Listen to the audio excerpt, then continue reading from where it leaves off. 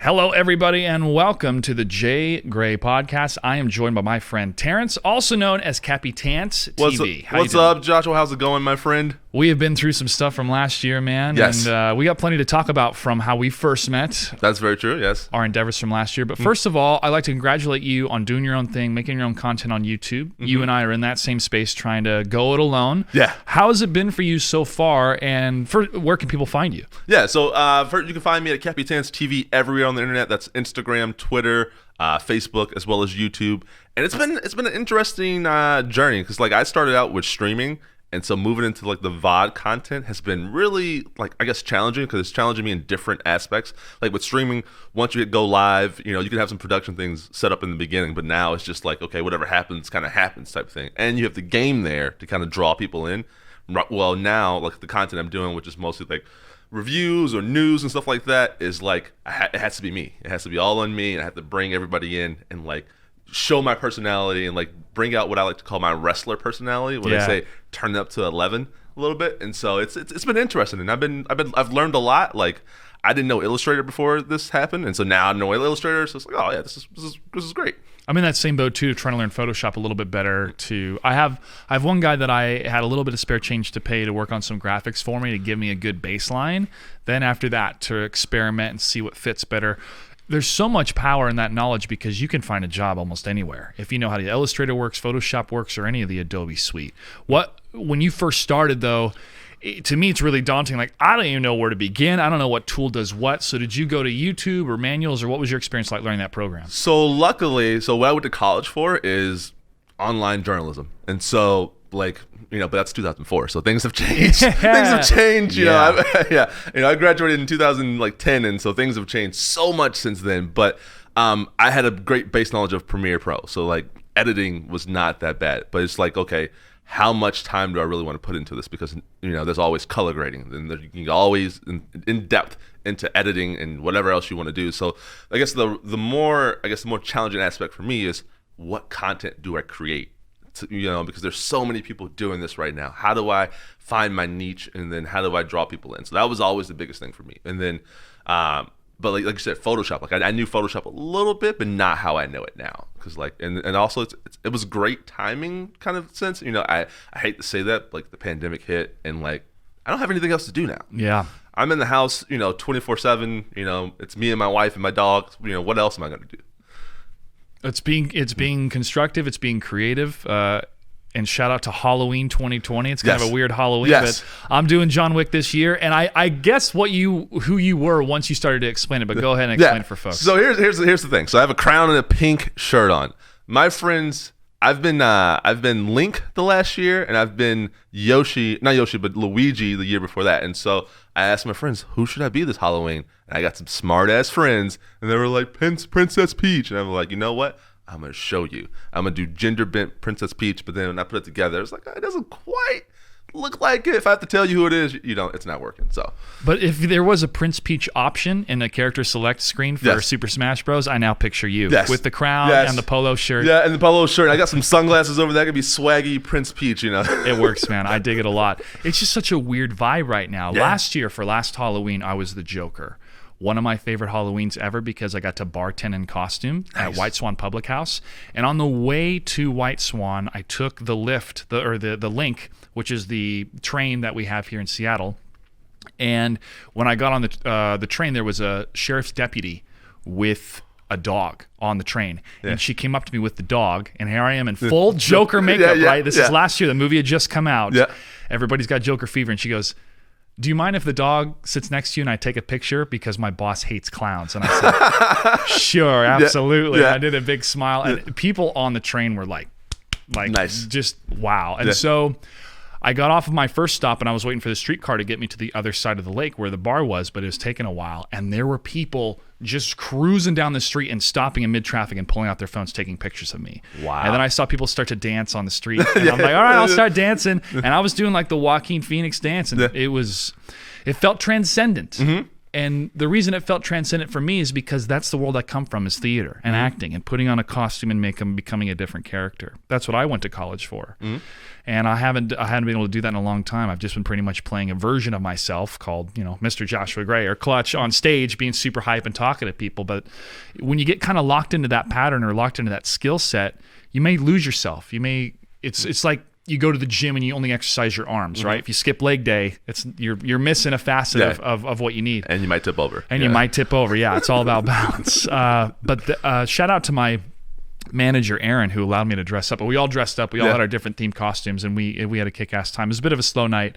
But at the end of the bartending shift, I was like, I can't waste the night. I got to go out and do something. So a friend of mine who was dressed as Randy Macho Man Savage, he was working at our sister restaurant, Radiator Whiskey, and there's a big window in the hallway. So I walked by the window in my Joker costume, and I just started dancing next to the window. And people were like, what the fuck? Just looking through the bar. And my other manager, Krista, there was just having a ball looking at it. It just felt one of my favorite nights in Seattle that I had spent as an adult. And then I went to Club Havana in Capitol Hill, and that's where my Instagram videos from, where I do the Joker laugh. Yeah. The club stopped and looked when I did the laugh in the middle of the dance floor. I would too. I think I would stop and be like, what is going on? It was dope. Yeah. It was really, really magical. And it was just the sense of the season and the Joker character. You kind of felt that a couple years ago with David Ayer's Suicide Squad. Like every woman was dressing as Harley Quinn, which Harley Quinn's the most popular costume again this year. So yeah, man, the craze of the Halloween I loved it the most in LA, where there's 200,000 people that were dressed up in West Hollywood walking around in costume on Halloween. Some of my favorite nights ever were those days. So I always, even during a pandemic, I feel it's fun to dress up and play a different character and style my hair differently. Use pomade this time. What is hairstyle in gel this year? Well, man. This year, oh my god! I'm on mousse now, having long hair, but I had to remember, like, okay, I got to change up products. How does this work? But I got a great stylist. Shout out to Rebecca at Factory Hair Seattle, and she goes, okay, if you want more volume, like Kurt Russell look, use mousse. She got me says lavender mousse, smells great. If you want to do the Keanu Reeves John Wick, pomade. And today was a pomade day. So shout out to Halloween. I have a question for you. Yeah. So on the Halloween theme, what has been your favorite, I guess, costume that you've done? Is that Joker costume? The Joker costume is really up there because I freaking nailed it. It's always nice, right? It's like, I look good. It was a ceremony to put on the makeup. I was looking forward to the day. I purchased the 1-for-1 costume. I bought the closest replicant shoes I could. Like I took it very seriously because I wanted to be this character. And it was one of my favorites. Another one that really stands out to me, though, is the Wolfman. And that was during one of the nights in L.A. where I had contacts on my eyes and fangs, and I did my makeup more dirty, my beard more dirty, but I had a really bigger beard and slicked back the hair, and it worked. Oh, and that's nice. It was fun. Yeah. It was really fun that night. Speaking of which, of different costumes, there was somebody there in the street. And again, it's a mass of people that stretches on for almost like it feels like forever that night. I saw somebody, I thought it was Sylvester Stallone from Expendables. He looked just like him. I was like, wow! I looked at him for a sec, and then I realized it wasn't him. But that was how magical it was, because these are mostly professionals that are out there dressed up. For sure. So that, I think that costume in tandem with the experience was wonderful.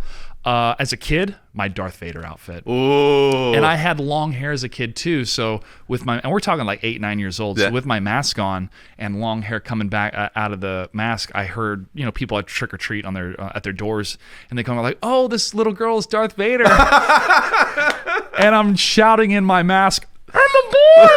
No voice. I'm a real boy. I'm trying, but voice hasn't cracked yet either. Yeah. That happened a couple times. So I hadn't had long hair. I cut my long hair when I was 14, but then I decided to grow it back right before the pandemic hit. I was like, I'm going to go longer, and here we are. But speaking of hair, the only time I've ever dyed my hair was for the Joker as well. I bleached it and then dyed it green. That's a commitment. Yeah. Yes. That movie is still one of my favorite movies of all time, man. And I went back and rewatched the third act lately, and it still holds up. It's so good. I have to make a confession. I haven't seen it yet. Ooh, okay. And so, and I've been every time I go to watch it, or like, oh, I should probably watch The Joker. I've heard such good things about it. Like something else happens, or I'm creating content, or I'm working for So it's just like, oh man, I really want to get to it. And so at some point, maybe now, since like you've like, have said like, this movie is good, I need to go watch it. It's very fascinating because it was, a lot of the media was like, oh, it's pro-Trump and this. I'm like, what are you talking about? What are you talking about? And I had a really good debate with one of my favorite art critics on Twitter. He's just like, oh, I saw the movie and I just felt it was pro-Trump, pro this. I'm like, that's not what I got, dude. And why are so many people in other countries using the Joker as their symbol to protest against this current system? Yeah. To me, this is what happens when civilization breaks down. And this is what happens to people that are pushed away, pushed far away, and then they are pushed to a limit. But the amazing performance, the direction, the music really created a masterpiece. That's awesome. Of a character study of humanity. And that's what the director wanted. He said, I wanted to tell a character story, but how am I going to do it in a way that people want to see it?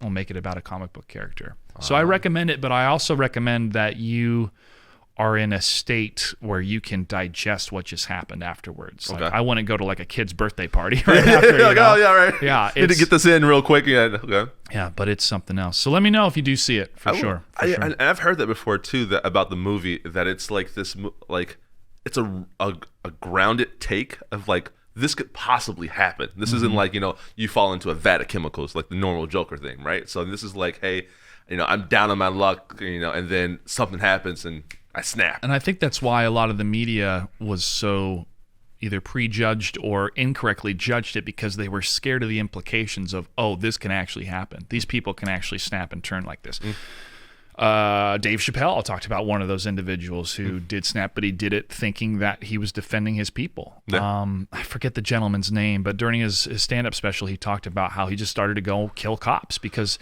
the guy in California, yeah, right? Exactly. And then that type of vigilante justice where you're like, geez, he has been screwed over, but should it have gone to this extent? And that is always the very difficult conversation to have of working outside the law and what really is justice and taking somebody's life. I think, in my opinion, sometimes it is justified. I mean, the movie Gone Baby Gone. Did you ever see that film? I did. I've seen it, but I don't remember a whole lot. Like, I know it's with Clint Eastwood, right?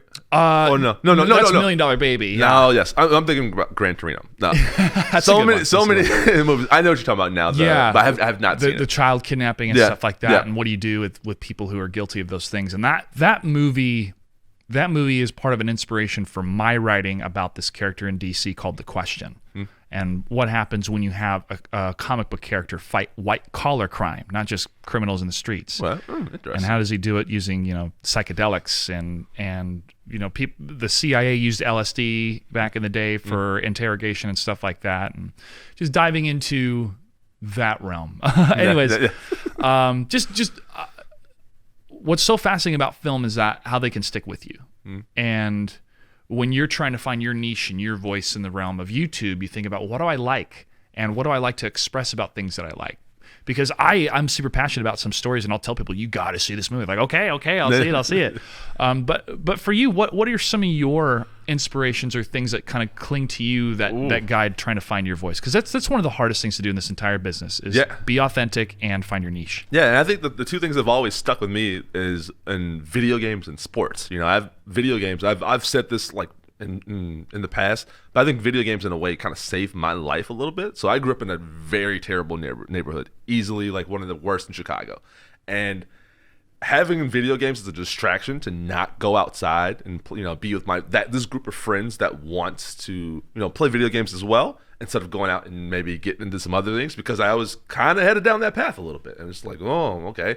And then I could see, like, I don't want to do that. I want to go play Mario Kart with my friends. I want to go play GoldenEye with my friends over here, and not be anxious and nervous about what's going to happen with the rest of the day. And so video games has been like this guiding force in my life. Even when I try to stray away from it, coming back to it is something I love. And then also, like, because just the experiences that you can have with the video game, it's just like, people think, oh, I'm just having fun, and that's definitely a part of it. But like some games can pull you in and stick with you and stay with you. Like, one of my favorite memories is playing GoldenEye, License to Kill on Temple, like with my friends.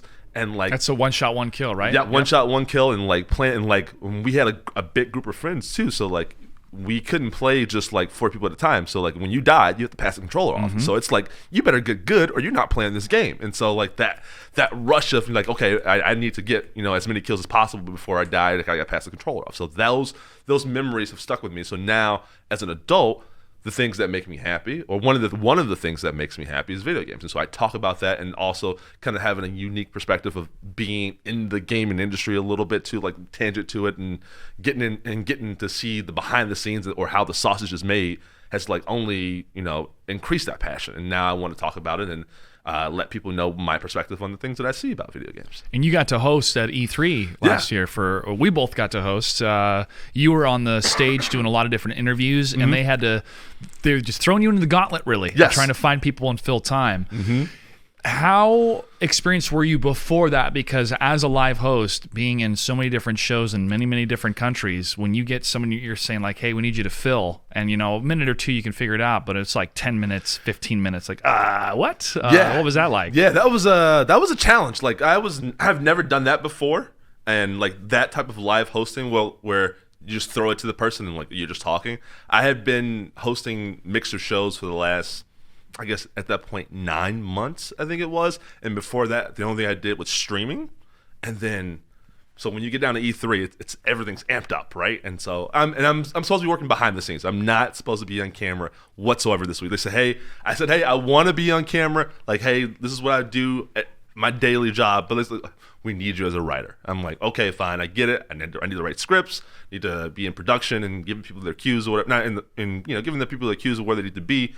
And things happen when you're live. Things happen. And so, throwing it to the stage, I'm like, hey, okay, we need you to stop doing what you're doing now, go down to the stage, and then we're going to tell you to film. I'm like, okay, 2 minutes, 3 minutes, like you said, that's nothing. I can talk and talk and talk and talk.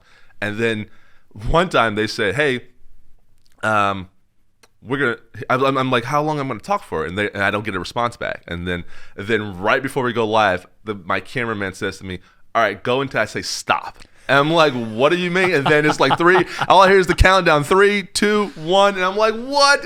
And so, just rambling and just being yourself and like great. And luckily, it's a topic I know a lot about. Again, video games. But then there's people that are passionate there too. Like, so I'm interviewing random strangers, like just pulling people out, and then seeing people I know in the industry too. And like that. Shout out to Unishek from 343 because he saved my life too. I was definitely. And on the tail end of the interview, and I had no material left, and I spot him out of the corner of my eye, and I'm like, okay, I'm coming to you, Uni. I'm coming to you, and you're gonna save me. And we just talked for a couple minutes, and then and luckily during that interview, I saw the wrap it up signal. I was like, thank you, because I got nothing else to talk about. I've gone around this theater now, and I have nothing else. So it's a tool set that honestly you can try to prep as much as you can, and some of the best prep is. And I learned this from doing World of Tanks and other events where there was delays, especially with StarCraft 2, the amount of delays that would have, to always know where you're going and always have a backup plan. The topics that we would have to bring up, especially on these analyst desks, if there's an issue and we had to fill time, I would just have written out in some notes 5 things that could fill 5 minutes each. And I told the rest of my people on my panel, these are our topics for go-tos. I want you to bring 2 topics you can talk about yourself as well. And that type of preparation only really comes from being thrown in that gauntlet ahead of time or having gone through that experience before going, okay, I need to have better tools for this type of situation. And that takes experience and forethought and I went to school for it, so from an actor standpoint, you have to know your lines. And if you have to improv, you need to know what's in the scene, what the emotions are, and where you're going in the scene. Like you have your character's brain, so you remain authentic on stage, but then kind of your subconscious actor's brain is going, okay, 2 steps to your right, find your light, that type of stuff.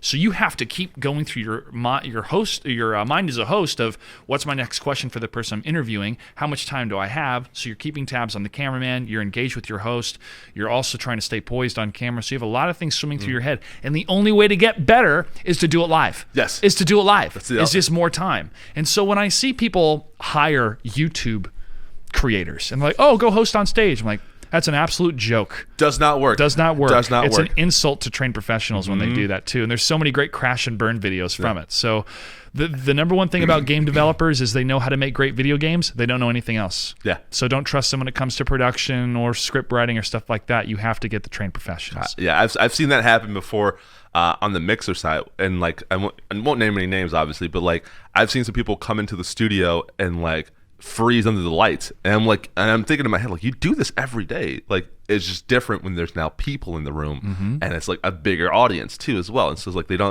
like, I don't know, it's not deer in headlights, but it's just not, they're not the same person, right? You know, like they can talk and whatever, but they're not the gregarious person that they need to be, that they are on stream, because again, nobody's judging you when you're in a room, your bedroom by yourself, right? Exactly. But put a couple people in the studio, and now it's a different ball game. So you're performing. Yes. You're a performer. Like, oh, I'm just a streamer. Like, okay, then just stream at home. Yeah. That's all you're gonna be. Cool. That's all they need. That's yes, fine. Exactly. And some people exactly succeed and do crazy things too. And it's like, man, like if the people that can do it in both settings are the people that are probably gonna go the farthest. Yep. Which is why I'm working more on my own stuff, my own content, because the last 10 years I've been working under the umbrellas of professional companies doing their own thing, and have an amazing body of work like you do with the Mixer folks and who anyone has working in this space over the last decade.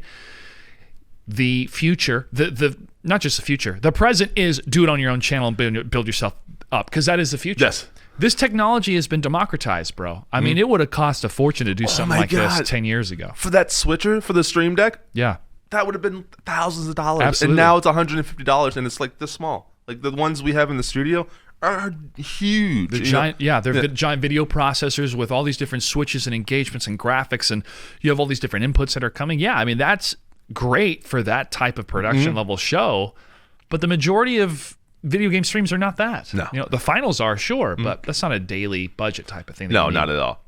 And I'm happy that Elgato is like making things like that these streamers and broadcasters that they need, but in a more manageable product that that you can afford. Grassroots. Yeah. But now things are getting crazy because everybody's a creator now, and then prices are skyrocketing too. So yeah, get in while you can. Yeah. Get in while you can. The roadmap right now of being a creator for me is consistency. I mean, that's the name of the game. When you're doing more of the short form content, what type of goals do you try to hit either daily or weekly? So I've been trying to do at least, at the very bare minimum, 1 video a week, and then branch out into 2 a week, because I'm trying to be I guess mindful of my time too as well, because again, I work a 40-hour job, and then I'm also married, and then I have a dog and I have responsibilities, and I also want to connect with my friends too as well. So it's like, okay, how much time do I actually have to do this where I'm not stressing about the content that I'm creating? Like, I don't want to have that pressure on me when I'm going to sleep. Oh, I didn't make a video this week, or I didn't make 2 videos or 3 videos this week, and now my channel's not growing. I just want to grow at a comfortable rate for me, where I don't have to do too much outside of that time to do it, but definitely dedicate and bring some consistency to my channel, so people that want to see that content know that content is coming, but at the same time not breaking myself, because I always see too with some streamers and some content creators that they go, oh, I need to take 3 months off because I'm burnt out, and then that kind of kills their momentum too. So as well, so I'm trying to be mindful of that, and then also not making this super long form content too. Like, because I would love to make 15, 16-minute videos, but on the flip side of that, not just creating the video, or sitting in front of the camera and presentation, all that stuff. It's the editing on the back end too. The longer the video is, the longer the editing process is, and so editing takes up way more time than actually sitting in front of the camera, and it's a lot harder than just sitting in front of the camera. People think, oh, I can talk, and then it's like, okay, but now you got to make that into presentable fashion. So and keep people's attention too as well. That's the other thing, because editing can do all sorts of things for you. So again, being mindful of that time and just trying to keep that balance, and that's always what it's about. I think the algorithm right now for YouTube is you want to get like 8 minutes and 1 second to hit at least 2 ad rolls or 3 ad rolls or something like that. Something like that. And okay. And I think for me, I'm in a better position, well, not a better position, but I'm in a different position because I don't have to worry about ads. I'm still small enough now where ads aren't, a big thing for me. And I get it. Like, you want to get, once you get the channel monetized on YouTube, you want to monetize as much as possible. So the longer the content, the more ad rolls, the more revenue you get. But at this point, it's all about just creating that community right now. Yeah. I think that's the better way to engage, is trying to build the fan base and build the people that are enjoying the content instead of trying to ride the algorithm wave, which I don't know, changes every cycle sometimes too, you know. Yeah, and then what's in and what's not in too changes like on the drop of a hat too. Like, is it reaction videos? Is it how-to videos? Is it, you know, unboxing? Yes, exactly, right? So it's just what is it this time? So I just kind of do what I think people will want to see, and you know, and it's also a learning process too because I'm new to YouTube. So it's just like, well, let's try this. Okay, that didn't work. Why didn't it work? And then tweaking it, and then maybe seeing if this does work. So the most money I made on YouTube before they changed everything. So now I have to get a certain amount of hours before I can monetize again, and I'm about halfway there. It was a video with Stefano, who is a French StarCraft 2 player, and we had a touch screen up in the MLG offices. And after the event that morning, like, let's go up to the touch screen and just record Stefano playing some matches on the touch screen monitor. And we did it, and it was fun. It was really, really fun, and I got 100,000 views on that on my YouTube. But then MLG's like, oh, hey, can you take that down? Because we want to put up our own video. I was like, no, we had the idea. Yeah. It was my phone, my video, and then you want me to take it down and then use my idea so you can make money on it? The answer is no. I'll put a link saying, hey, go check out another video for MLG, but I'm not taking it down. Yeah. It was one of those situations where I started to see the seams. I started to see the cracks in this whole business endeavor of esports and trying to make it big from the StarCraft 2 days to League of Legends and on, was nobody's really making money unless they own the game rights or they have access to the marketing budget from the publisher. Yeah. That's it. ESL makes money by having solid shows, awesome shows that people want to go to, strategic partnerships, and they have made themselves pretty much synonymous with Counter-Strike and Dota. If you want to go to the best Counter-Strike or Dota events, you go to an ESL event. That's about it. Yeah. I mean, there are other companies that have found their markets and they're making it work, but these large global endeavors, the space is not big enough for that. This is not traditional sports. As much as Blizzard try to force it with their overpriced Overwatch franchise leagues, it is not at that level. It is at our level, the grassroots level. And I am so amazed to see how much has changed in the world of technology, even from about 3 to 4 years ago when I decided, okay, I need to make more efforts into doing my own stuff. And then 2 years ago when I was putting the studio together going, oh, that's how much a mixer costs? I remember we had to buy one at NASL, and it was like, the prices had gone down, down. So the really only obstacles for most creative people out there to create content is the hardware, the skills, and the time. Like, oh, that's pretty much everything. It's a lot different compared to 20 years ago where you had to move to LA, move to New York, get an agent, find a manager. So many steps that I went through the traditional way, and I made my dreams come true in many respects, but so much has changed in that realm. Yeah. And now with the pandemic, where the whole paradigm has shifted, what do you think is going to happen in the future? And let's kind of narrow our scope into our specialty, these trade shows like E3. Do you think there's ever going to be another E3? Do you think these large trade shows even make sense anymore? I'm actually thinking about this right now for another video, and I'll give it to you. I don't care. So an exclusive. Yeah. I think E3 as we know it is dead. Amen.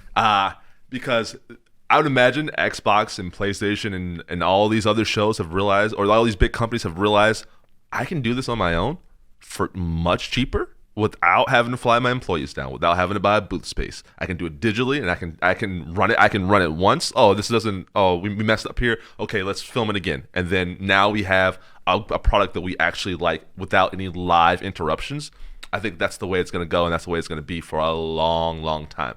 Also, too, right before last time E3 went around, there was a scandal. They leaked all of these creators' information, like personal phone numbers, names, all that stuff, and that just kind of went away a little bit. So, like, I think people were already shying away from E3 after stuff like that, and then PlayStation skipped E3 2 years in a row, I believe it is, and then I think Nintendo showed everybody the way. Here's a Nintendo Direct. This is the way to do it. It's cheaper. We can have a presence down there for sure, but everything that you're going to need to know about Nintendo's upcoming games comes in this Direct during the E3 week. And I think we're not going to see E3 as we know it anymore. And then, I was always thinking too, like, why LA for E3 too as well? I feel like Vegas was always the better place for E3. Like, there's more hotel rooms, there's more space, there's more convention, and there's more to do in Vegas, I think, as well. And I think you just draw in more crowds there as well. But that's a whole nother conversation. I think it's the prestige of Los Angeles and the video game enterprise years ago still working in the sense of the kind of the zeitgeist of humanity of like video games belong in the entertainment world just like films and television type thing, right? They are art, where beforehand they're like, oh no, it was very dismissive of what video games are. And especially throughout the 80s and 90s of, oh, that's nerdy or nerd culture or whatever. Well, now comic books and video games are practically mainstream. I mean, everybody's heard of Luigi and Mario and Peach and Link, and if you haven't, then it's pretty rare. Pretty rare. But it's because those that grew up with the games are now spending the money. Yes. We're now in our 30s, and we're the major breadwinners in the households or have that disposable income. Well, had before this pandemic. Now it's like, well, another thing on the credit card. Let me call my bank and see if they can drop interest rates. Jeez, it's crazy. I agree with you. My favorite event that I went to throughout my entire 10 plus years of working in the industry was always PAX West. Not just because Seattle is my hometown, but PAX West felt like it was a combination of all things related to games, the tabletop games, the video games, and it wasn't about the investor culture. That's what E3 mainly was about with these big presentations. And the more I went, the more disgusted I got with how bloated it was with all this investor talk and not really about the game. And then it turned into more of a short film festival rather than showing off the gameplay, right? So it became kind of a running gag, a running joke in that way. But I had such a great time personally, because when I was living in LA, because I didn't have to travel, I just had to drive. And the Warner Brothers team was there, and that's who I'd worked with mainly for E3 before the Mixer event over the last couple of years. And I just remember going, like, there was so many people that were part of the press junket, yet we're there to be part of the show, and they're not letting us get to the stage. I'm like, we're part of the show. Why are you not letting us get there? It's like, oh, I didn't get the email. So there's just all these compartmentalized agencies that they hire that are not actually, like, they don't work for Warner Brothers, or just staff to work for Warner Brothers for that weekend. So there's just so much of the presentation magic facade that was E3 until you finally get to sit down and talk to the developer, but they have their entire schedule booked throughout the entire day, right? So, and then half the meetings are just about potential investors and whatnot, not about the current game that they have. So I understand the business dealings of it, but for a consumer, but for somebody who's a fan of video games, it just started to feel inauthentic and weird to an extent that you felt the presence missing from PlayStation and other developers. I say that with the caveat of the last E3 that we did was my favorite one ever. I know, right? I've only been to one, so it's my favorite. So it was, as I said with Bravo Live, it felt like it was a capstone for the decade of doing all these E3 events, but it felt like a fitting capstone to say goodbye to E3 afterwards as well. But the event, you were there as part of the Mixer team to work and script, but then they had you be on camera. I'd love to tell what the production meeting was like. Do you remember that meeting when I think we were all on like the second floor around these tables? Yeah, so there was a couple meetings up there. It was weird because we had built the show that we did at the end of the night. We built the run of show. We had everything ready to go with the director. And then the production company says, oh, we need to standardize all the run of shows. Oh, the day before the show goes live? Oh, my God. What is happening? The thing that ruined my E3. Yeah. So I'm sitting there going, you got to be kidding me, man. Like, it was so unprofessional to see that happen. But then Lennox and myself and my team were having to deal with one of the leaders at Mixer that was a hothead that just kept, you know who I'm talking about. I won't say his name. That overstressed everybody. Overstressed the entire event leading up to it. But Lennox is sitting there going, I know we're going to be fine because we went through MLG together. We went through plenty of these live events together. It's going to be great. And it was great. And we had a kick-ass time, and it was a great show. But that type of missing those attentions to detail is the difference between a great producer and a chaotic producer. Gotcha. You have to see that shit ahead of time and to fix those problems ahead of time. And I believe, too, that that problem had been addressed, but it hadn't been addressed in the proper way. Like, okay, like, hey, we went through this kind of thing last year. Like, and I wasn't there for the year before that, but apparently something had happened too with the scripts. And then it was like, okay, hey, we know this is happening. We need somebody to address this. And then they went and had somebody address it. And then it did. Apparently the version that they had didn't match up with what the production company wanted to do. So then everything had to be redone. Like you said, I was up to midnight some nights writing the next day scripts for segments and stuff like that. And so is my team too as well. Like we had a scripting party, where we're just writing these scripts and knocking these things out. And so it was kind of it was an interesting, experience. And so, especially for it being my first experience, because I don't know any different. Like, I don't know if this is what it's supposed to be like.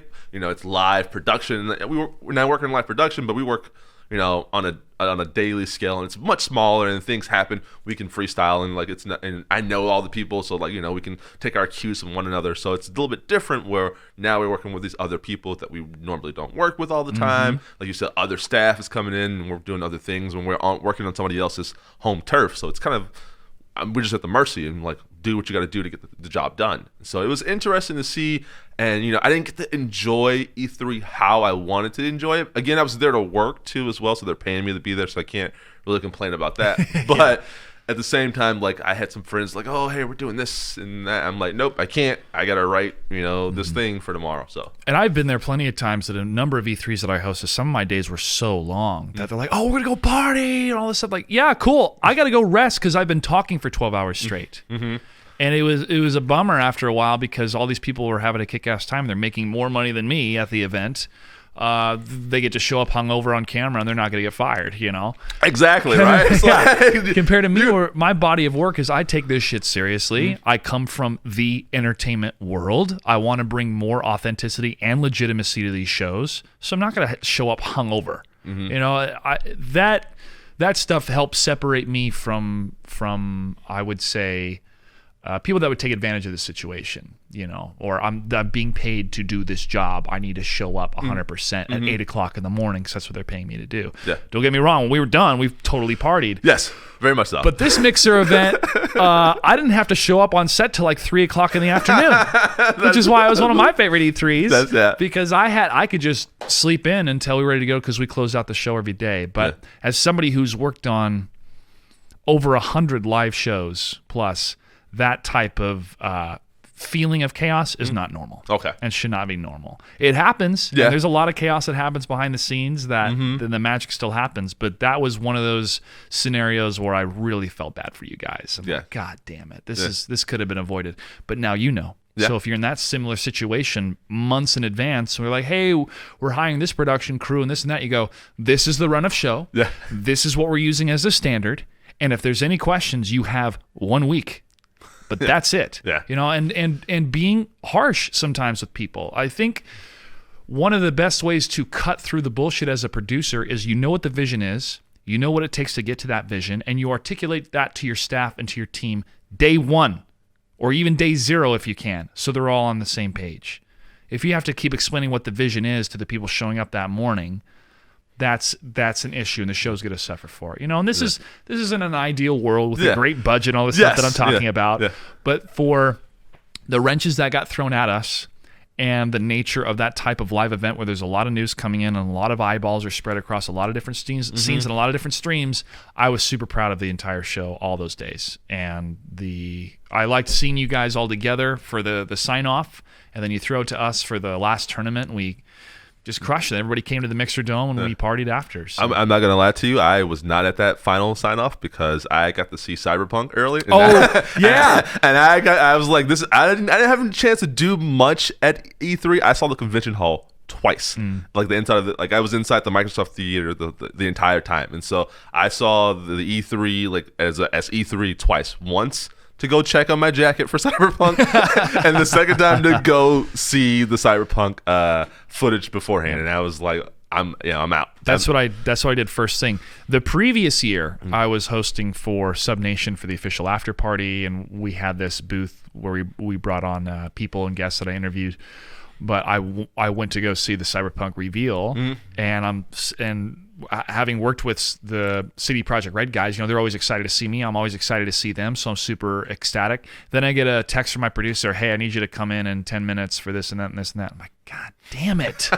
So I had to walk through the dark to climb over people during the presentation and whisper, I'm so sorry I have to go. This is amazing. I felt like a total asshole. Yeah. And then I go there, and then I could have stayed and watched the whole thing because the other people showed up late. Like I wanted to punch something as hard as I could. I was so pissed. Oh, I could imagine too. But I did my job. Yeah. I'm there to do a job. He's like, it's like, okay. Did my job. And then the next year for Mixer, I went, I'm seeing this. My phone is off. Exactly. And I saw it, and I got my jacket, and it was wonderful. Yeah. By the way, this guy had his jacket like early too. It was like I was like, where'd you get that? Don't worry about it. It's the first thing I had to get. It's the first thing I had to do because of what happened last year. You know? But it's that type of compromise that it molds you as a professional, and those memories will definitely improve more and more and more. So those of you that want to be like, oh, how can I host or get involved in this? Start doing it yourself. And if you get invited to do an event, go for it. But just know that you're going to make some mistakes.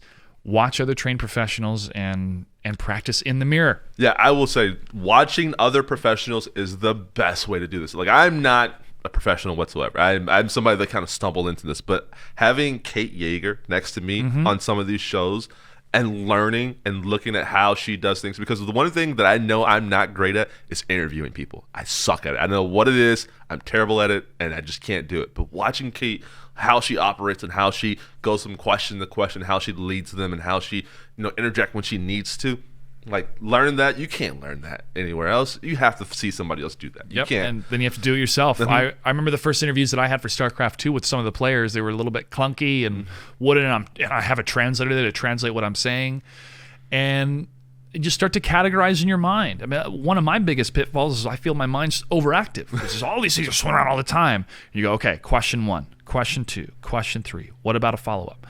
And when you come prepared and you tell the player ahead of time or the person ahead of time, here, I'm going to ask you these couple questions, and something arises that's improv or a follow-up to the question, you feel the magic because both you and the interviewee are prepared in that moment. And that's what I have done as both the / producer or interviewer, is to try to set that up of, here's what we're going to talk about. Because it helps the person form the answers in that small amount of time as well of what they're going to talk about too. Yeah, because like you said, a lot of devs are not the improv. Like they don't have the, okay, I can talk for a minute or two, but if they have like you said, time to prepare, now they can come with some stories, some anecdotes, and then again, whatever the story might take you. Yeah. Well, speaking of CD Projekt Red and Cyberpunk 2077, one of your latest videos talks about that, and unfortunately, we've heard through the grapevine of employees being sick, the crunch time, overworked, and the promise was from CD Projekt Red that this wouldn't happen. Now, I love those guys. I love CD Projekt Red, and I'm totally support them, and I'm planning to get Cyberpunk 2077. But this continuance of overworking or asking too much of your employees to push the game. I had a really good conversation about this with a friend of mine who works for a game developer, and he's like, listen, when you are in crunch time, you know it's coming. Like when you're working on a film or doing this or doing that, you have to put in that extra hours. Cool, as long as you all are on board knowing that that's going to happen in the future. Like for this month, it's going to be crunch. Understandable. Why can't you push it back 2, 3, 4 months? Right? We're in a digital age. So Cyberpunk did that. They pushed it back another 20-something days just to polish it and make it even better. And even in their announcement, do these weeks work? Yeah, they do, to make it even better. But out of everything that we've heard, what do you think is the answer to stop this from happening? Man, I think it goes back to what we were just talking about. Production, like project management. It's one of the hardest things, and this is why they pay people a lot of money to do it. Is getting these timelines right and like forecasting when we're going to be done, because this is the third delay for Cyberpunk. And I forgot about the delay from April to September. Yeah, it was supposed to be last April. Yeah, and so it's just like, okay, like when this is continuing to happen, like what's going on? And like they're saying the reason now is that they're planning for 9 different consoles, and it's like you kind of knew that this was like these consoles were probably launching. You probably have dev kits, and what's tripping them up apparently is the Xbox One, PS4, like last gen or current gen still consoles. It's like that's kind of weird because this game was slated to only come out on current gen consoles and then eventually be upgraded for Xbox Series X and PS5. So it's like, why isn't that ready? And maybe we're not getting the whole story, and maybe of course those people that are working on the game are the only people that truly know what's going on. True. But it's like, man, like I said this last week, just pull the Band-Aid off and delay it to next year. Why hurt your workforce, burn them out? Because there has to be other content that's coming down the pipeline too as well. a day one patch, and then maybe like a month later another patch, and then I know they're working on multiplayer too as well. So it's just like, I know people are gonna be crazy about this. Like devs are getting death threats. Never send a dev a death threat about a delay of a game. It's not worth it. Or about Melina. Yeah. For Mortal Kombat. It's not that serious. It's not. But they got Melina though, I guess. So yeah. Well, these keyboard cowboys and their anonymity they hide behind, thinking they can just say whatever they want. I have to tackle that too when people, insult me on the internet, but be like, hey, they said it on a keyboard. They're not saying it to my face. I can't weigh it as much as what somebody would say to me person to person, but it still hurts my feelings. Yeah, exactly. We're all human because you're knowing it's coming from either a human or a bot. Mm-hmm. Right? These days, is it from Russia? No, from love from Russia. Yeah. These bots are so mean. It's the nature of the internet. It's the nature of being public. Period. Mm-hmm. And I think some people have forgotten that. They think like, oh, we need to. It's delicate because I don't want anybody to be insulted, especially if it's about if it's something more than just their character, something they can't control, which is being like, what are we 6? Like, did you not learn these lessons? But there's something to be said from Dave Chappelle's point of view of you can't have a brittle spirit in this business. Yeah. Weak people don't make it to where he's at. He said that in the inside the actor studio. Weak people don't make it. Yeah. Just don't. So don't think. So know that if you want to be a content creator, put your name or voice out there or your presence out there, unless you're hiding behind one of those waifu things that are starting to become more popular. Yeah, I understand it. For good reasons. Yeah, I understand it. You're going to get the good with the bad. Yeah. And you just push through it and have a coach, have a friend, have a cat, have something, a set of eyes that loves you, that'll look at you day in and day out. No matter what happens on the screen in front of you, they can peel away and be like, all right, I'm going to go feed my cat and hang out with her for a bit. Exactly, right? That stuff's important because it's part of our human genome. It's who we are as humanity. And to deny that social construct of who we are, that's when people get into trouble and get into depression. Mm-hmm. So make sure to share your burdens. That's one lesson that I learned from last year after working 3 jobs, including Mixer. Yeah. Almost killed myself over that job, but it... Yeah, man, 3 jobs at once. No thanks. No, that's rough. No, thank you to that, which unfortunately is the current nature of our economy. Multiple jobs just to stay afloat. God, yeah, it's rough, and I'm fortunate enough to not have to be in that situation. But I have friends, and I have family that are not as well, and so it's like, man, like when is that gonna ever change? It's like because. I know it's getting deep, but it's like it's like let's get deep. It's like, man, why? Like, why would I have to kill myself at a job for 40 hours and then go to another job for 20 hours? And then now I have to come home to feed myself. Maybe I have a family. Maybe I have a dog. Maybe I have other responsibilities. And then also I'm human and I want to socialize and or relax or sleep or whatever it may be. But again, I'm working 60 hours a week and I'm just killing myself so I can, when I'm 65, 70, I can stop. Maybe if I make it that long, and you're working for a valued currency that is being devalued every day. Mm-hmm. So you're working towards a currency that's gonna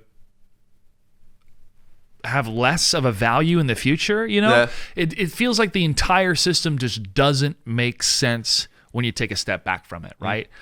And it's this because we are living in the consequences of bad policies for many, many generations.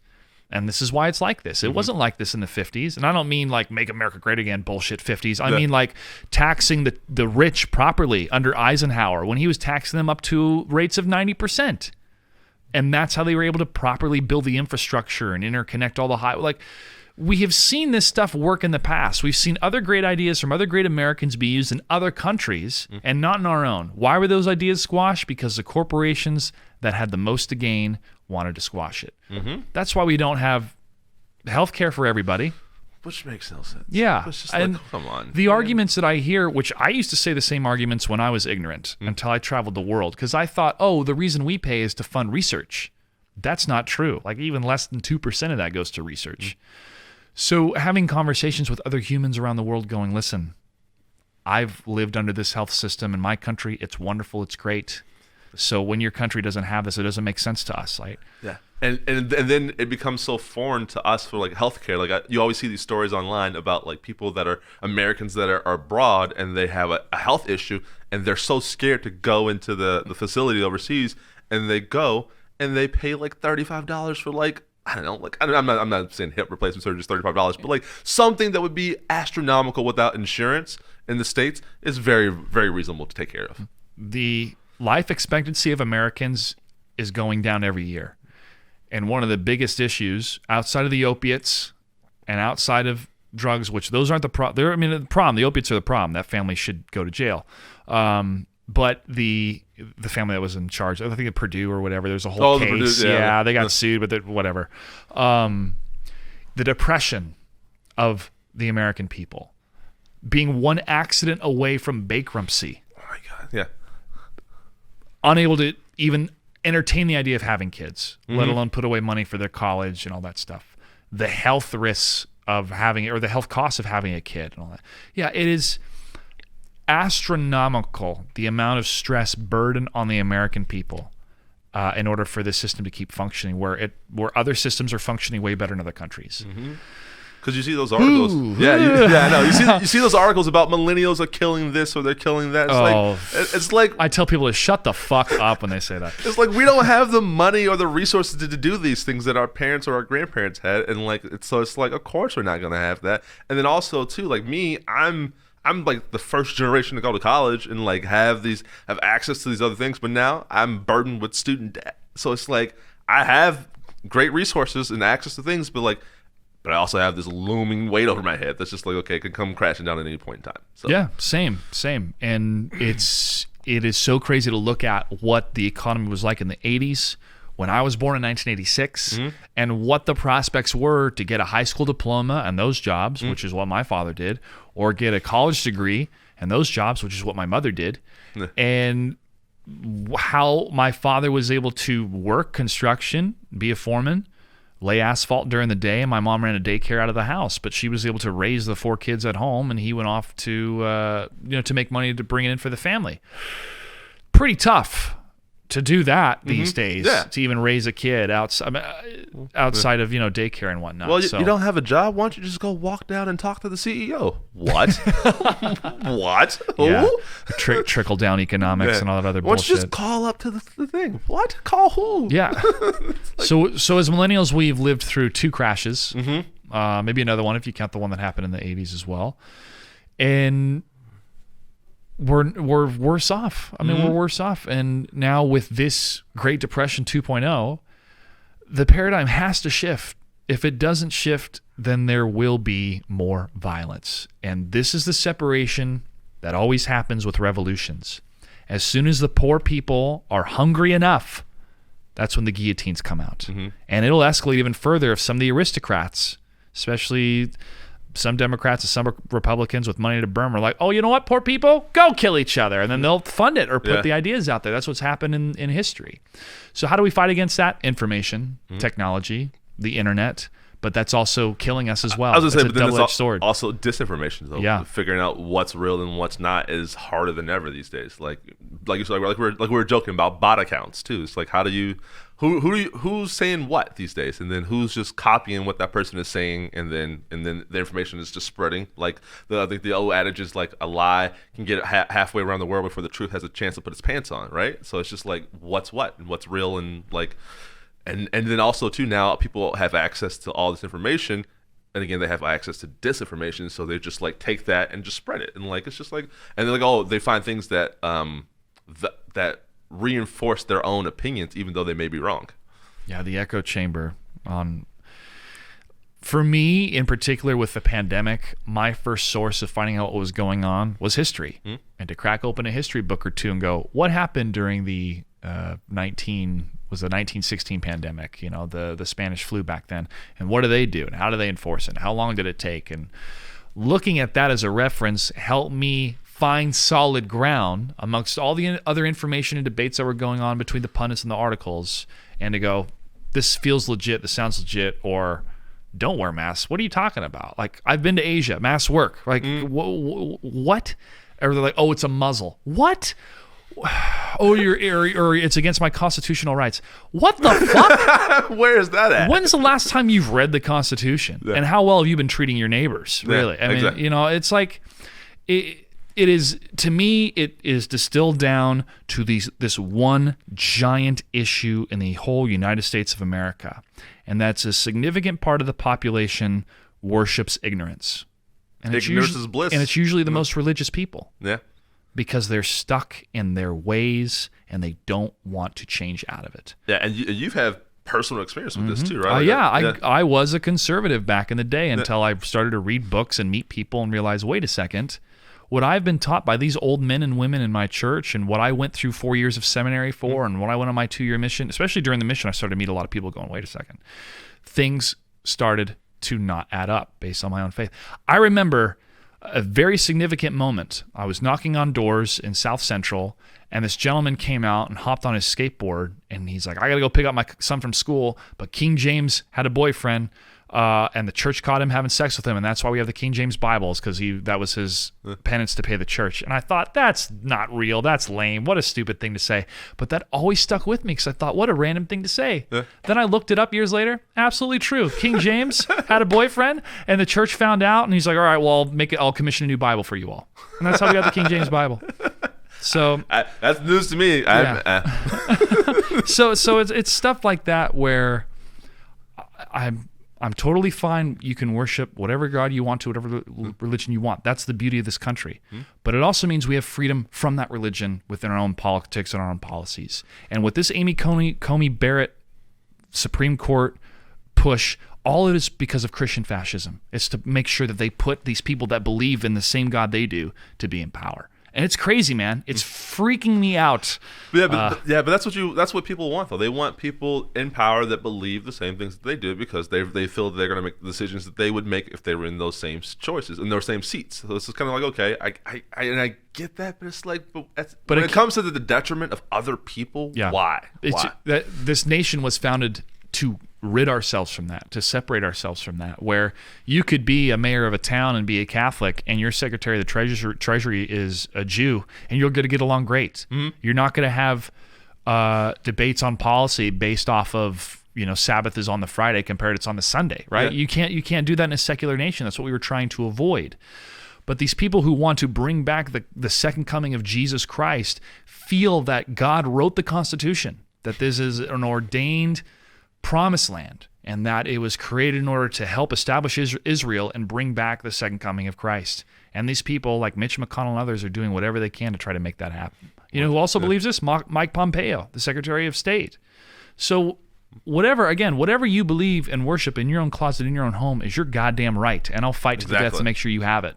But if you bring that into the forum of the political space, into the Senate, the House of Representatives, the executive branch, and others, that is against what this country is about. Separation of church and state needs to make a comeback. Yes, it does. And I feel that is the one voice outside of gaming that I have to cry from the rooftops from, because I feel that I have absolute authority to say it, because I lived that life. I devoted 16 years of my life to Jesus Christ, and I found out it was not for me. So that's the decision you're free to make too. That's the thing. Like you can make that decision, and it shouldn't affect you, or like we shouldn't have these like super heated debates and battles. Like you can talk about it, but like some people, they take it too far. Well, in part of the psychosis is their own self-image, their own self-worth, maybe based off of how well they preach the gospel or how many converts they bring into the fold.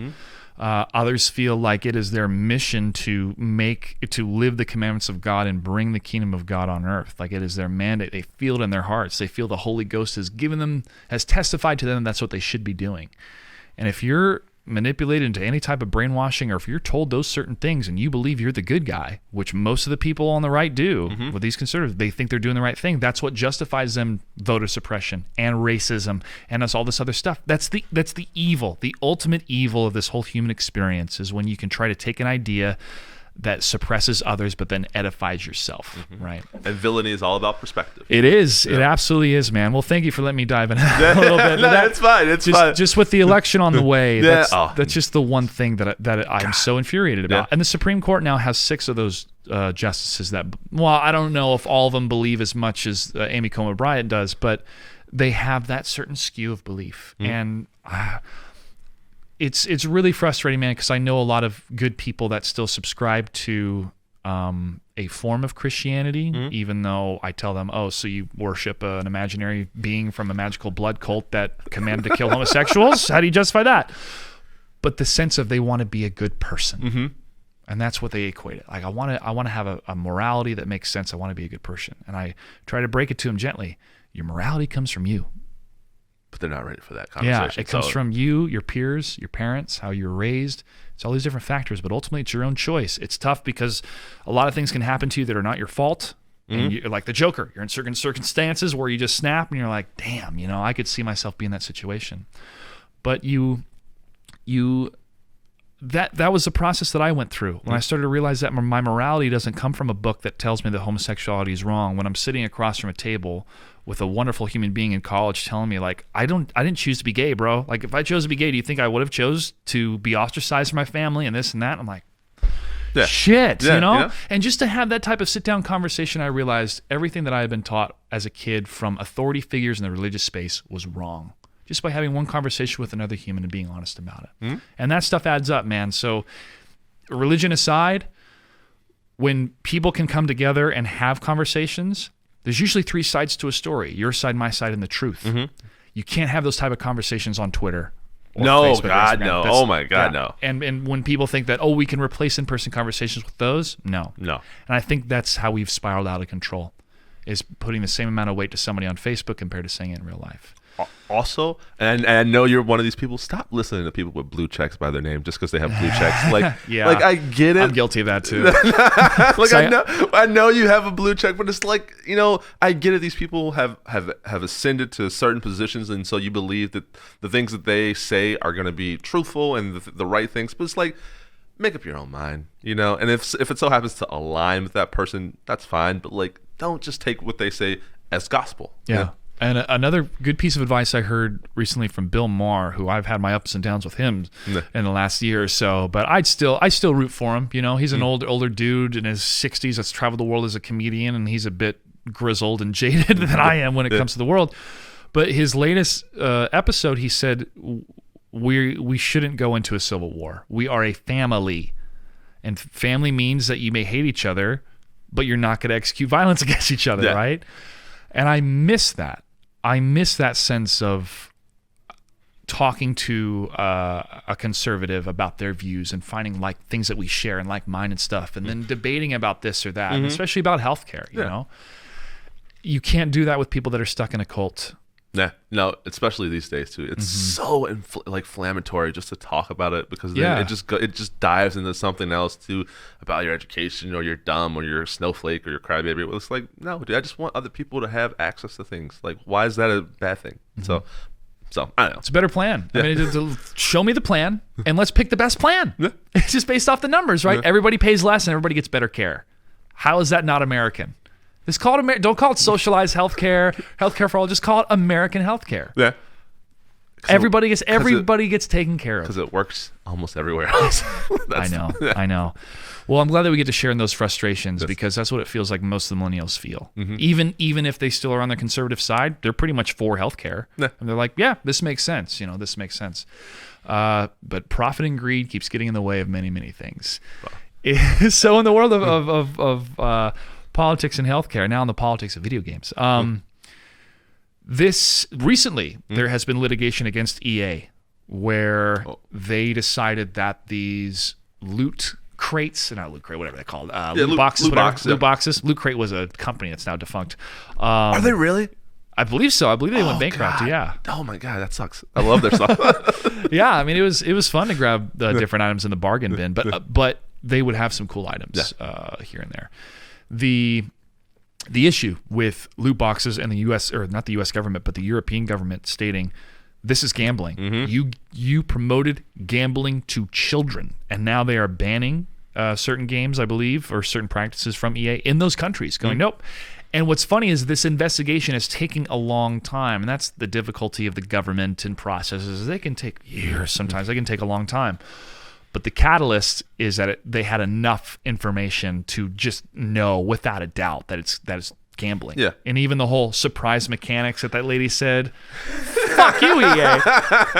That's what Europe said. They're like, no, that's not going to work. So what are your thoughts on that? Do you think that's going to create sweeping change across the industry, or we've been kind of seeing those changes happen already? Yeah, but I don't know what's going to happen though, because still these developers are making their money off loot boxes or loot crates or whatever loot crates now. Surprise mechanics. What do you want to call them? Because even the game that I play and I love now is a game called Apex Legends, and so you don't have to buy anything. You really don't. But like for some of the cooler items that are like skins or whatever it may be, heirlooms, which are things that are tied to one character and they're very hard to get. The only way to get them is to buy their packs, and you have a random chance of getting these heirlooms, and like they're these special items for each individual character. And so it's like in order to get that stuff, I had to spend God knows how much money and hope I hit, which is kind of like blackjack. I have my cards in front of me, and I had the hope that I beat the dealer, right? But it's just not, and it's like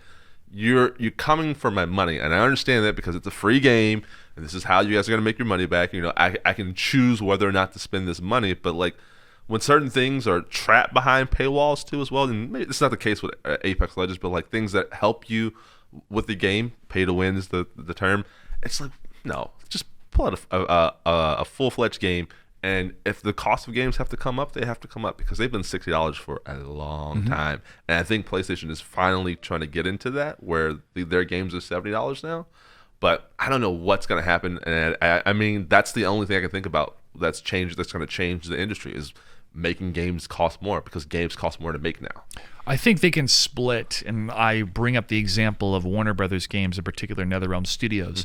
They have the flagship Mortal Kombat 11 title. That is the game on the consoles, on PC that people play, and that has very limited microtransactions. All you can buy in the game are crystals, and they have a store that rotates every day, and you can use those crystals to buy. Is it just cosmetics? It's all cosmetics. Yeah, cosmetics. Which is the way microtransactions should always be. Yep, it should always be cosmetics. But the issue is I have all these currencies in the game that you earn by playing it. But after I've gone through the crypt and I've unlocked everything, I have nothing really to do with these currencies except I wish I could use them to unlock more skins and more gear for other characters and stuff like that.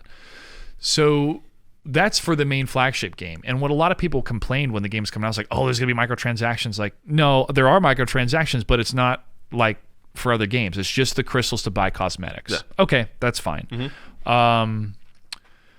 They make gangbusters off of their mobile version of MK11 and Injustice, and that has, you can upgrade this character, buy this, buy that. I only kind of messed with it a little bit to attach it to my game account, but they make money off their whales off the mobile game. People that want to buy that stuff and have fun, cool, and that helps augment or bring in all that cash so they can maybe further develop the next big title they're going to do on the main. So it seems like they have split the funnel of that type of experience, where if you want the, pay the money and bypass the time, mobile device, cool. But if you want the hardcore, this is what a game should feel like, cosmetics only for purchases, this is the main game. And I've seen other developers strategize towards that and do it so incorrectly that it's laughable, like Blizzard, where...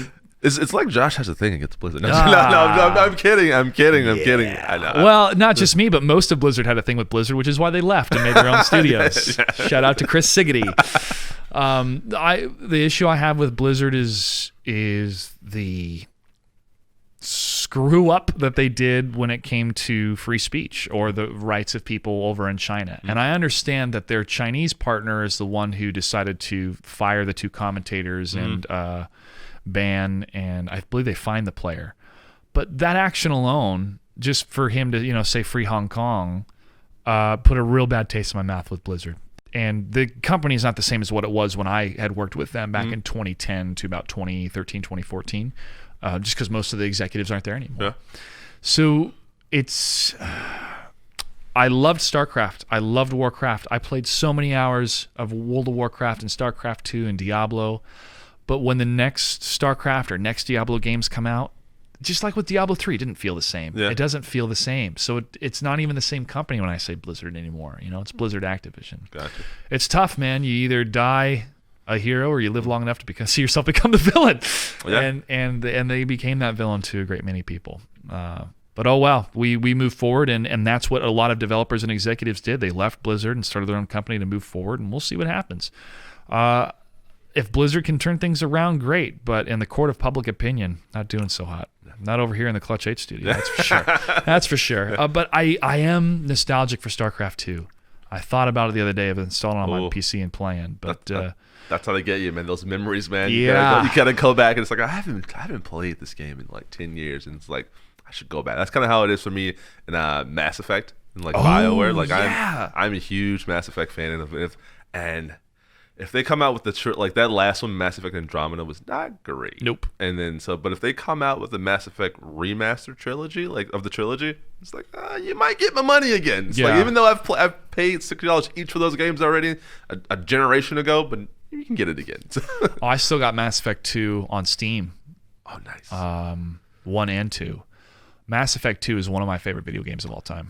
Oh my god, it's one of the best ever. It's like Empire Strikes Back good, dude. Yeah, no, it refined on the things that were wrong with Mass Effect 1 and also had just like a great like system too. It's also to that whole thing like, oh, my decisions from the first game carried over to the second game. Yep. So it's like, okay, this is pretty cool. I haven't had this experience yet. It was that in Dragon Age. Yeah. That really, Dragon Age was the medieval, the harsh medieval times, and was pushing the envelope of sexuality in video games here in the West. And then you had your space adventure, which also was pushing the boundaries of sexuality in video games. And then The Witcher came out, and they actually censored The Witcher in America. Really? They censored the first Witcher game, but then they released a director's cut, and then they uncensored it. But yeah, they censored art in America. Yeah. Oh. It's nuts. Yeah, I've never played The Witcher 3 only because my friends have scared me. They're just not because of the sexuality thing. They just say if you're gonna play this game, it's gonna be a 100-hour commitment easily. Like, absolutely. Ish, our common friend, loves The Witcher 3, and he was like, man, sometimes I just get caught up in playing Gwent. And I was like, what's Gwent? So it's a game inside of The Witcher 3, and then.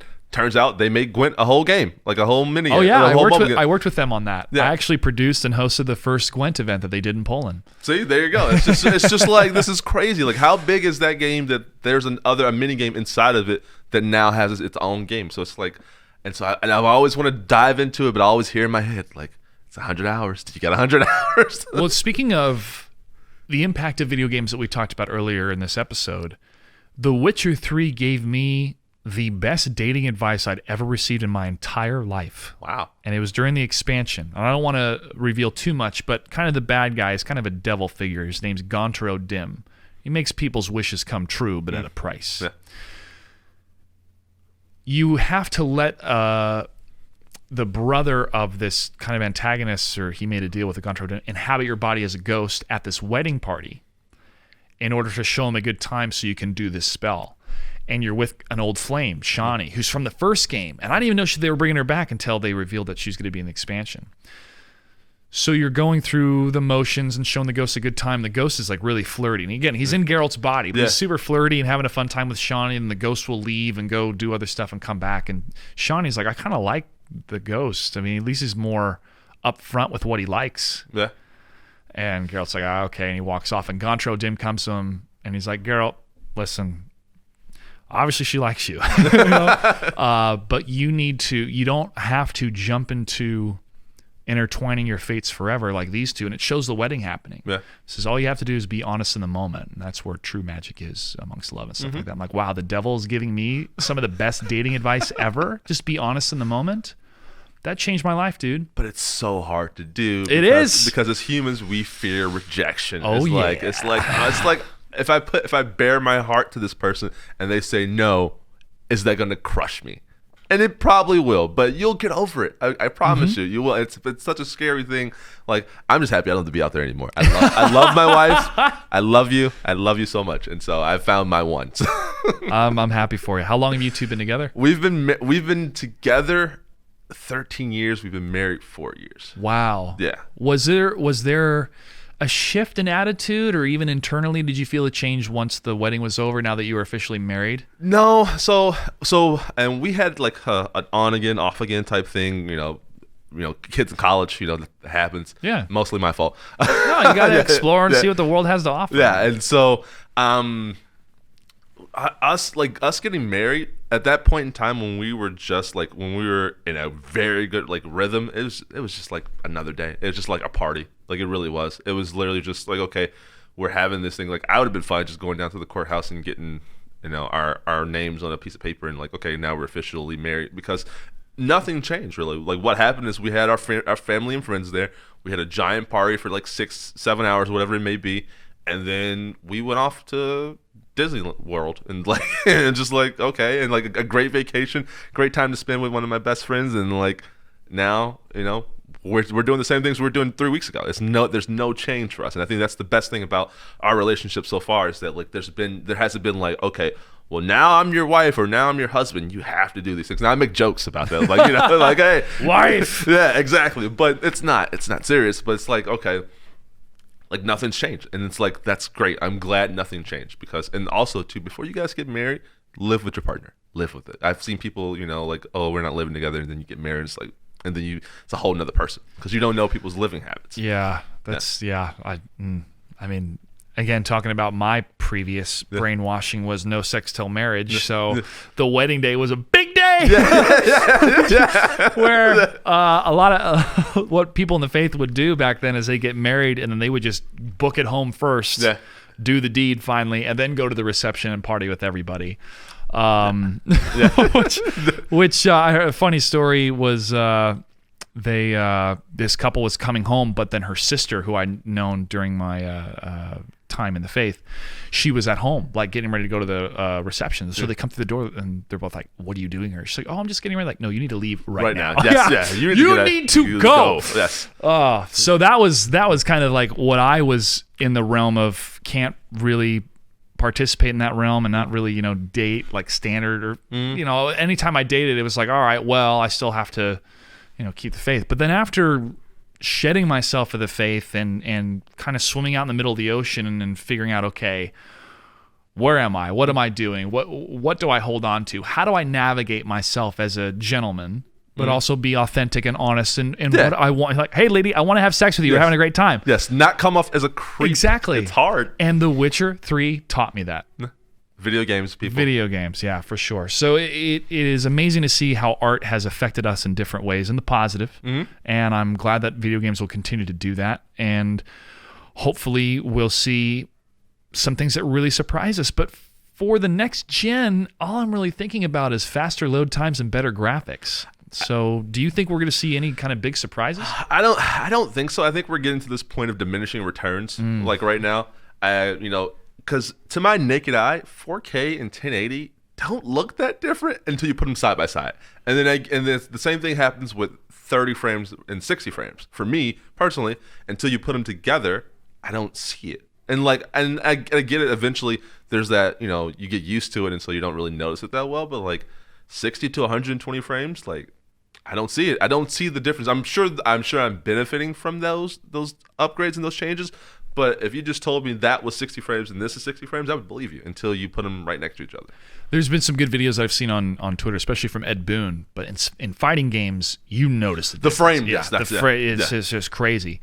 But it would have this bar go across the screen, and at 30 frames, it would show the bar kind of flash. Then at 60 frames, you would just see the bar clearly go across, and it goes, that's the difference between 30 and 60. Our eyes can only see up to a certain frame rate, which is why it was kind of weird to see The Hobbit the way it was shot in 48 frames per second. I don't know if you remember seeing those in theaters, but it was kind of like that 60 frames, like, wait a second, this looks like a video game. It's kind of weird. 4K is, the standard right now, but broadcast, I still broadcast at 1080. Because most people can't access the 4K bandwidth, to watch things. It's like rural America doesn't have access to that that type of internet. That's why when I was streaming in 720, not because I couldn't stream in 1080, but because the people watching can't handle that. So it's just, why would I alienate that group of people so that just so my stream can look clear? It's like, no. The upload speeds that I have here is a gig up, so I could upload in 4K. But you're absolutely right. It's like, but then if there's not a resolution scale on the back end of the platform, I mean, there are for some streams, and you can kind of scale it down. But it's like, then what am I?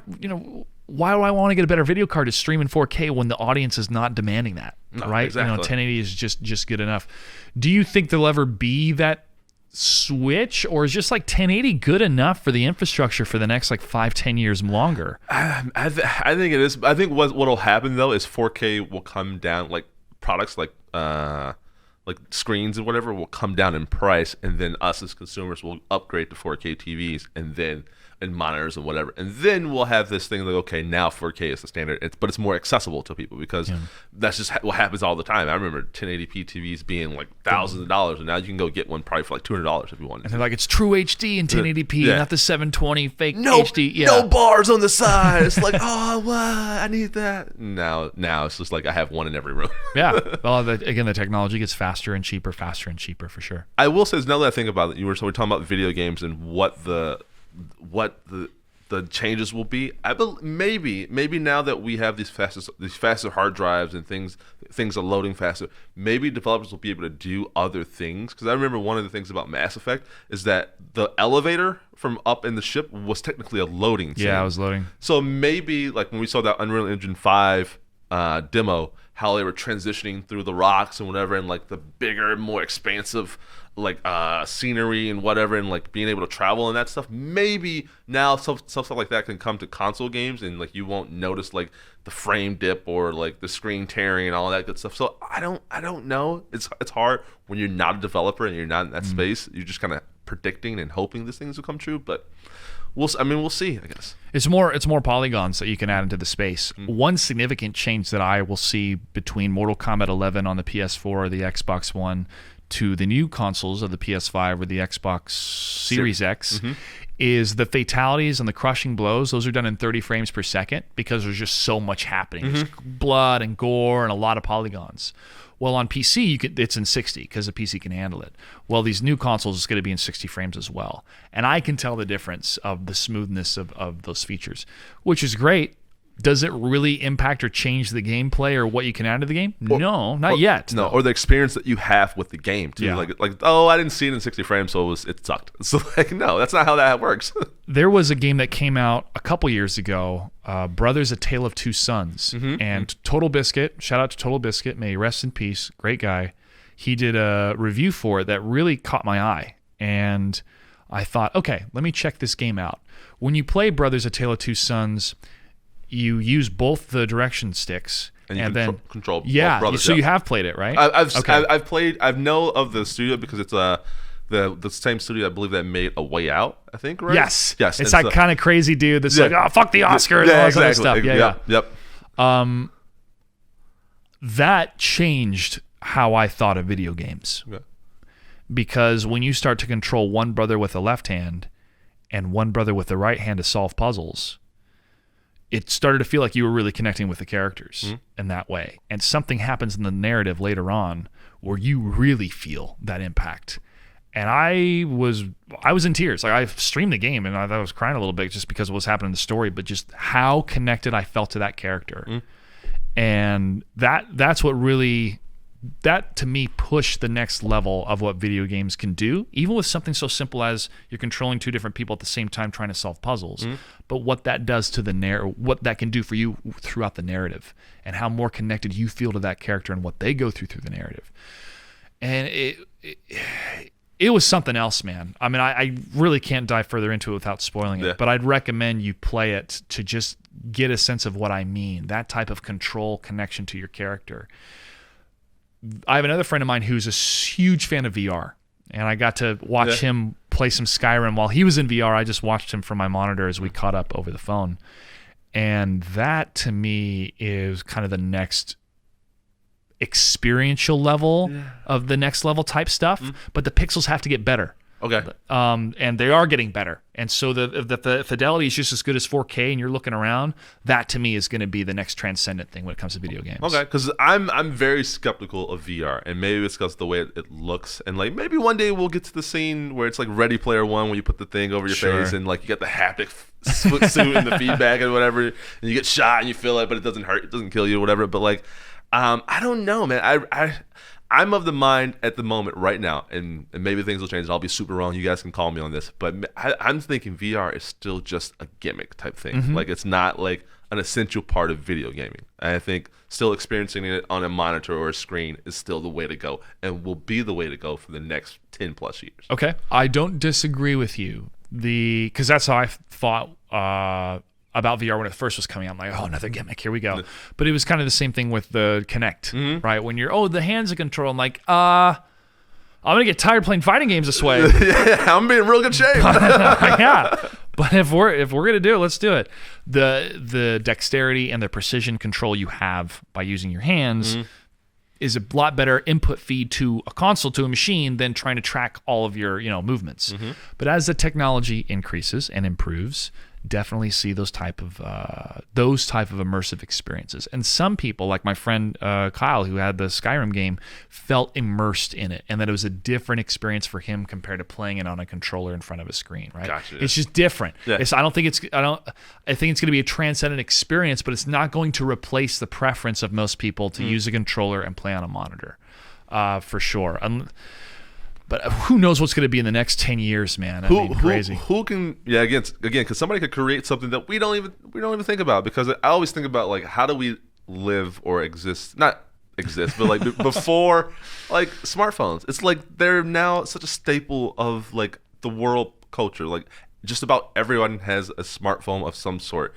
And, like, before 2007. Nobody had one. Like, you had just like your flip phone or your brick phone that you could throw across the screen, across the room, and it would still be functional, and you weren't glued to this thing all the time. But now, just driving here, how did I make it in the world before I had GPS in my phone? Like, how? MapQuest and printing it out. I know, right? Like, I've been sitting there in my car with a sheet of paper, like, and then who has a printer these days either? Like, that's like, I have one, but it's because I ship stuff from here, Yeah. But yeah, you're totally right, man. It's just looking back at the days of living in Kansas and having to drive out to go on a date or hang out with friends, and it'd be like an hour and a half drive to get there.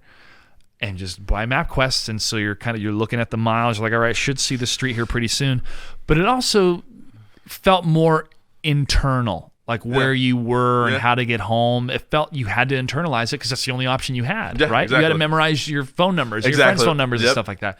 With this device, with a phone, which is an extension of ourselves, so already we're kind of living the Android life, if you will, definitely makes things super convenient. But I would even notice sometimes of, like, I don't have my parents' phone memorized, and if I lose my phone and I don't have any emergency contacts, shit, like, what do I do, right? Exactly. So you have a card in your wallet, stuff like that. But honestly, just have some things memorized. Yeah. Don't over rely on this stuff, like I have been doing too much too. Yeah. And another thing that has helped me to learn the neighborhood and the area better is buying a bicycle. And really patrolling the streets. But getting a sense of where you live, and I felt this way in college as well, getting a sense of where you live outside of your bubble, outside of your car. Because your car, you're in a bubble. You're listening to music, you're driving around. And I'd recommend those things. I've moved a number of times in my life, but that helped me get to know the neighborhood a bit more that way, for sure. What would you want in a video game, though? What are some quality of life things that you would like in games or games in general?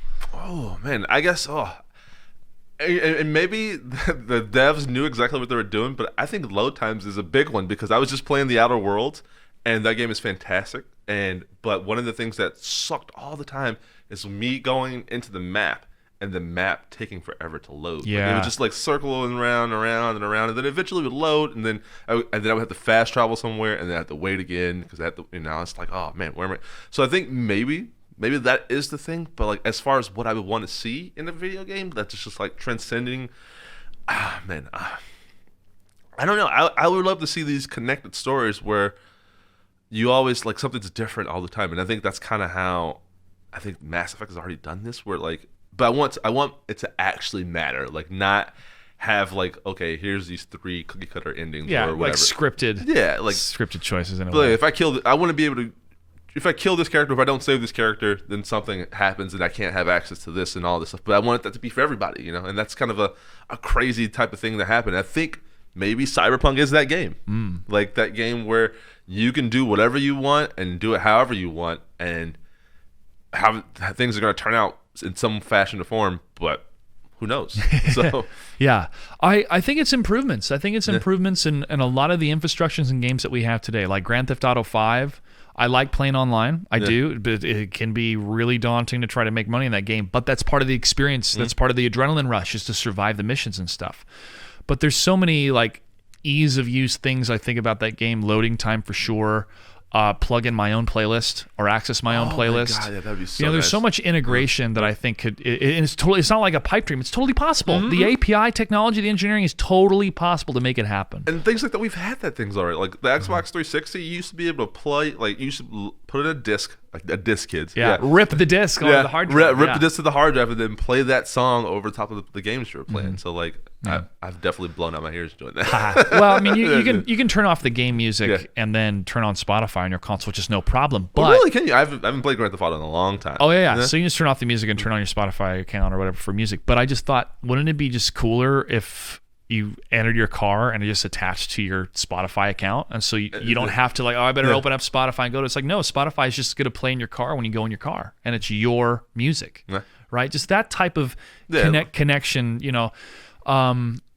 The biggest thing that I wanted is happening, and that's crossplay. Yes. Finally. I mean, what a travesty. What a travesty. It's like the Berlin Wall existed between the console generations while the PC gamers are like, we're just having fun. For no reason. And then I love Fortnite for like, oh, we hit a switch by accident and crossplay worked.